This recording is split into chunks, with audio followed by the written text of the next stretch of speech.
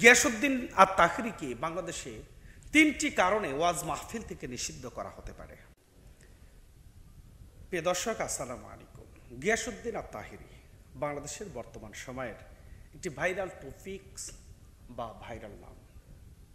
গিয়াসউদ্দিন আর তাহরি শাইখ আহমদুল্লাহ হুজুরকে যেভাবে ব্যঙ্গ করে এবং মোনাফিক থেকে শুরু করে কাফির পর্যন্ত গালাগাল বা গালমন্দ করেছে আমরা দেখেছি। শাইখ আহমদুল্লাহ হুজুর তিনি নীরবে সেই কথাগুলো সহ্য করেছেন। গিয়াসউদ্দিন আর তাহরির মতো এতটা উশৃঙ্খল পন্থা তিনি অবলম্বন করেননি। গিয়াসউদ্দিন তাহরি তো বাংলাদেশের একজন কমেডিয়ান বক্তা। গিয়াসউদ্দিন আর তাহরি তো মানুষকে শিরকের শিক্ষা প্রদান করে এমন একজন বক্তা।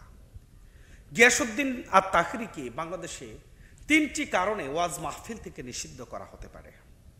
অলরেডি ইতিমধ্যেই আমরা বিভিন্ন জায়গা থেকে তথ্য পেয়েছি যে গিয়াসউদ্দিন তাহরিকে অলরেডি নিষিদ্ধ করা শুরু হয়েছে, যেটা আমরা গিয়াসউদ্দিন তাহরির মুখ থেকেই জানতে পারবো ইনশাআল্লাহ।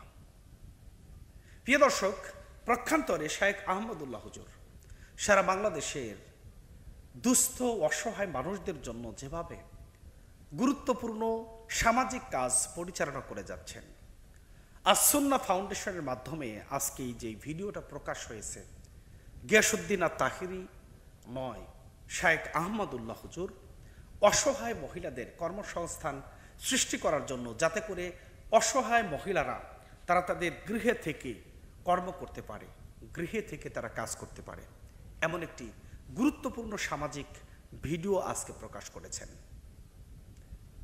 গিয়াসউদ্দিন আর তাহরি যেখানে মানুষকে ওয়াজ মাহফিল থেকে শিরকিয়াতের শিক্ষা প্রদান করে, প্রক্ষান্তরে শাইখ আহমদুল্লাহ হুজুর মানুষকে ঈমান আমলের উপরে শিক্ষা প্রদান করে, মানুষকে আল্লাহ সুবহানাহু ওয়া তাআলার মুলকিয়াতের শিক্ষা প্রদান করে, মানুষকে আল্লাহ সুবহানাহু ওয়া তাআলার ইকামতে দ্বীনের শিক্ষা প্রদান করার জন্য উৎসাহ এবং উদ্দীপনা প্রদান করে। শাইখ আহমদুল্লাহ হুজুর বাংলাদেশের একজন উজ্জ্বল নক্ষত্র বললেও ভুল হবে না। তাকে দেখে এখন অনেক মানুষ ইসলামের পথের দিকে ধাবিত হচ্ছে। প্রক্ষান্তরে গিয়াসউদ্দিন আর তাহরিকে দেখে মানুষ থুতু নিক্ষেপ করছে, গিয়াসউদ্দিন আর তাহরিকে দেখে মানুষ শিরকিয়াতের শিক্ষা পাচ্ছে, গিয়াসউদ্দিন আর তাহরিকে দেখে মানুষ গান বাদ্যযন্ত্র বাজাতে উৎসাহিত হচ্ছে।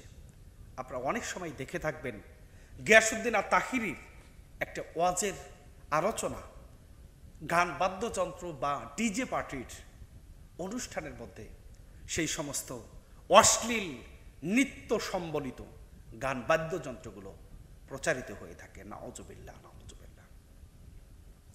একজন আলেম মানুষকে শিক্ষা প্রদান করবে, একজন আলেমের কাছ থেকে মানুষ শিক্ষা নেবে, ইসলামের শিক্ষা নেবে, কোরআনে কারিমের শিক্ষা নেবে। আর গিয়াসউদ্দিন আর তাহরির কাছ থেকে মানুষ হিংসার শিক্ষা লাভ করছে।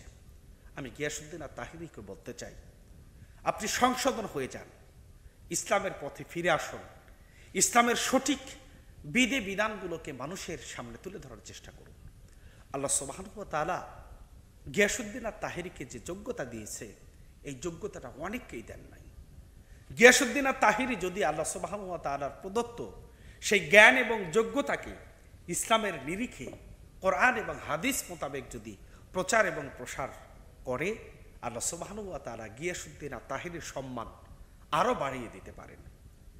হিংসা ভরে আহমদুল্লাহ শাইখ আহমদুল্লাহ হুজুরকে যেভাবে গালমন্দ করছে গিয়াসউদ্দিন আর তাহরি, এমনকি শাইখ আহমদুল্লাহ হুজুরের পক্ষে যেই সকল ওলামায়ে কেরাম কথা বলছেন তাদেরকে দালাল বলছেন, বিভিন্ন রকমের কথা ব্যঙ্গ করে, এমনকি শাইখ পূজারি বলেও গিয়াসউদ্দিন আর তাহরি ওই সকল ওলামায়ে কেরামকে গালমন্দ করে যাচ্ছেন।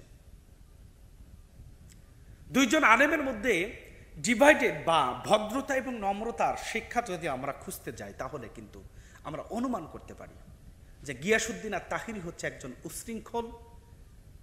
একজন উশৃঙ্খল বক্তা বা একজন উশৃঙ্খল ব্যক্তি।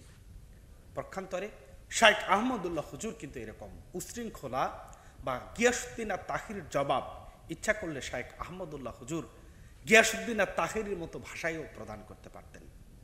কিন্তু সে একজন বিচক্ষণ এবং জ্ঞানী অভিজ্ঞ আলেম হওয়ার কারণে তাকে সেভাবে কিন্তু কোনো জবাব প্রদান করেননি। তিনি রাসূল সাল্লাল্লাহু আলাইহি সাল্লামের আদর্শ অনুসরণ করেছেন, রাসূল সাল্লাল্লাহু আলাইহি সাল্লামের আদর্শ অনুসরণ করে চলতে শুরু করেছেন।